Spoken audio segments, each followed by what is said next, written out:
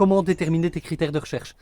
Personnellement, moi, à l'époque, j'étais gestionnaire de patrimoine. J'ai géré plus de 1000 appartements pendant plusieurs années avec 2 assistants incomptables. Vu que je gérais les problèmes des gens, chaque fois dans les appartements, que je devais aller sur place pour les suivis de chantier, je me suis dit, ok, c'est la chose que je maîtrise le mieux. Je gère les problèmes des gens, donc je vais naturellement me diriger vers des appartements. C'était le premier point. Il faut que tu fasses la même chose. Il faut que tu te dises, ok, où est-ce que je me sens le plus à l'aise? Est-ce que je me sens le plus à l'aise dans des appartements, dans les maisons, dans des terrains? Commence pas à partir sur des constructions ou sur des immeubles de rapport qui sont en infraction à tes débuts parce que là c'est trop dangereux. Il faut que tu partes sur quelque chose de correct pour être certain de réaliser une plus-value, pour réussir ton opération. Parce que sinon tu peux te mettre des bâtons dans les roues et ça, ce qu'il faut absolument éviter. Ensuite, la deuxième des choses qu'il fallait que je fasse, c'est regarder au niveau de ma situation financière. Donc j'étais en CDI, j'étais salarié, gestionnaire de patrimoine, je gagnais assez bien ma vie et j'avais pas de crédit en cours. Donc je me suis dit, ok, il faut qu'on me finance, prix d'achat plus travaux. Donc ce que j'ai fait, c'est que je me suis dirigé vers une zone que je connaissais et qui n'était pas trop chère à l'achat, mais qui était quand même intéressante pour faire une opération d'achat-revente. J'ai été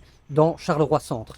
C'était une zone que je connaissais, que je maîtrisais, donc je me suis dit, ok, je vais partir sur un petit projet, histoire de gérer l'opération. Vraiment, mon objectif premier, et je t'invite aussi à avoir le même objectif, c'est de toujours faire en sorte de réussir ton opération. Tu ne dois pas viser un énorme coût sur ton premier bien, ça sert à rien. Il faut que tu fasses en sorte de réussir ton opération. Une fois que tu maîtrises tout le processus, là derrière, tu vas pouvoir faire des choses correctes, passer à l'étape supérieure, monter sur des projets un peu plus importants par la suite. La troisième des choses qu'il fallait que je regarde, c'était évidemment par rapport à l'état du bien. À mes débuts, honnêtement, la faiblesse qui me faisait le plus peur, c'était les travaux. C'était pas du domaine et donc je me suis dit, il faut pas que je me fasse arnaquer, il faut que je fasse ces choses correctes et c'est également la raison pour laquelle je suis parti sur un bien qui était à rafraîchir mais mal optimisé plutôt qu'une rénovation lourde. Si tu ne t'y connais pas dans le domaine, ne pars pas sur quelque chose qui est énorme parce que sinon tu vas pas maîtriser au niveau des différents intervenants, au niveau des délais et tout ça. Et donc, au final, tu vas juste te dégoûter de cette activité-là et c'est pas du tout l'objectif. Ce que j'ai fait personnellement, c'est que je suis parti sur un petit appartement qui était à rafraîchir et qui était mal optimisé, comme je te l'ai dit. Je regardais des appartements qui étaient vendus en une chambre et mon objectif, c'était de les passer en 2 chambres.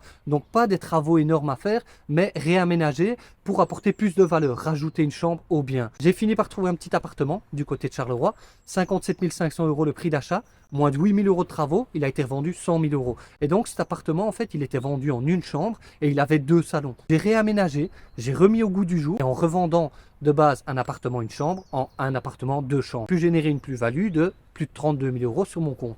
Et ça, c'est vraiment ce que je t'invite à faire aussi, c'est toujours faire en sorte de chercher après des biens qui sont mal optimisés, mal agencés, où tu peux réaménager sans devoir dépenser des dizaines de milliers d'euros. Mais évidemment, fais toujours les choses correctement parce que sinon, derrière, on va venir t'attaquer pour vice caché. Tu vois, il faut toujours que tu aies un bon compromis entre le fait d'investir et de récupérer derrière une grosse plus-value. Sur ce, on se retrouve dans le prochain épisode.